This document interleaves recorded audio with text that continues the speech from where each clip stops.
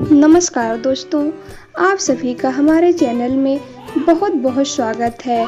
आइए आज हम जानें कि नवरात्रि के पहले दिन कलश स्थापना कैसे करें और उसका शुभ मुहूर्त क्या है और मां शैलपुत्री की कहानी जानें। नवरात्रि के पहले दिन घर में कलश स्थापना करने के बाद मां शैलपुत्री की पूजा की जाती है। मान्यता यह है कि इनकी पूजा से इंद्र दोष से भी मुक्ति मिल जाती है। नवरात्रि में हर दिन मां के अलग अलग स्वरूप की पूजा अर्चना की जाती है। आज चैत्र नवरात्रि का पहला दिन है, यानी मां शैलपुत्री की आराधना का दिन है। मां का यह रूप भक्तों को मन चाहे वरदान का आशीर्वाद देता है। नवरात्रि के पहले दिन घर में कलश स्थापना करके बाद मां शैलपुत्री की पूजा की जाती है। मान्यता है कि इनकी पूजा से चंद्र दोष से मुक्ति भी मिल जाती है। जानिए नवरात्रि की पहली दिन की पूजा विधि, व्रत कथा एवं मुहूर्त। पूजा विधि: सबसे पहले मां शैलपुत्री की तस्वीर स्थापित करें। अगर तस्वीर ना हो तो मां दुर्गा की प्रतिमा की पूजा करें। हाथ में लाल फूल लेकर शैलपुत्री देवी का ध्यान करें और इस मंत्र का जाप करें।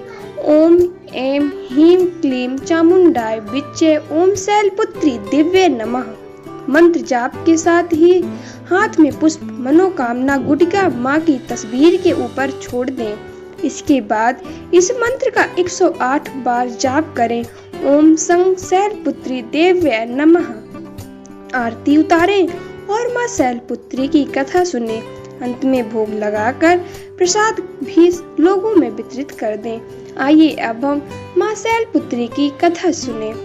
कथा के अनुसार एक बार प्रजापति दक्ष ने एक विशाल यज्ञ किया, जिसमें उसने सारे देवी देवताओं को आमंत्रित किया था, लेकिन उसने भगवान शिव को उस यज्ञ के लिए निमंत्रण नहीं भेजा था। जब माता सती को पता चला कि उनके पिता ने एक बहुत बड़े यज्ञ का आयोजन किया है, तब उनका मन वहां जाने का हुआ। माता सती ने अपनी यह इच्छा भगवान शिव को जाकर बताई।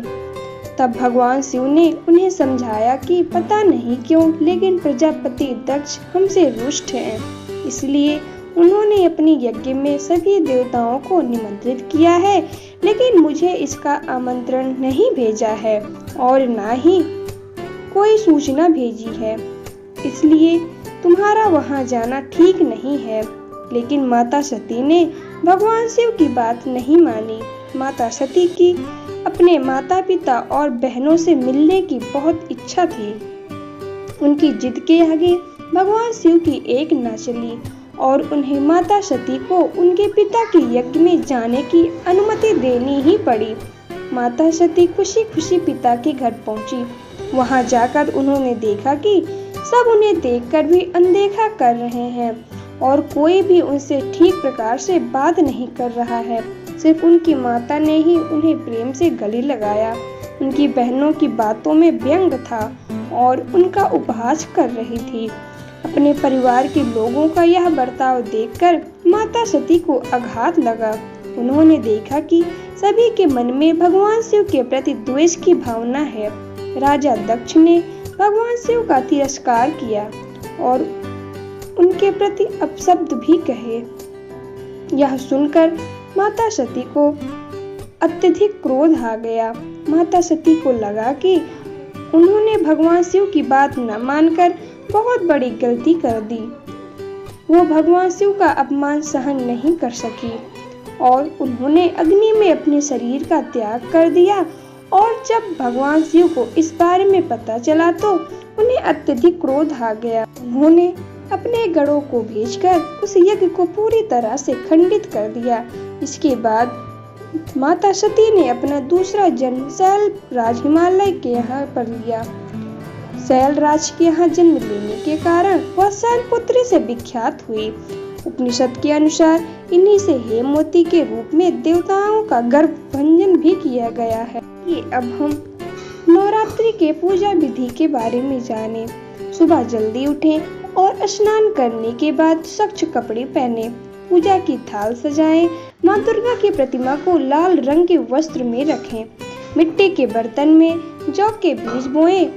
पूर्ण विधि के अनुसार शुभ मुहूर्त में कलश को स्थापित करें।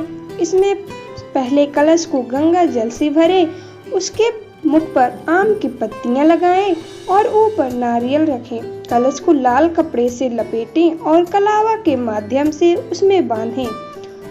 अब इस मिट्टी के बर्तन के पास रख दें।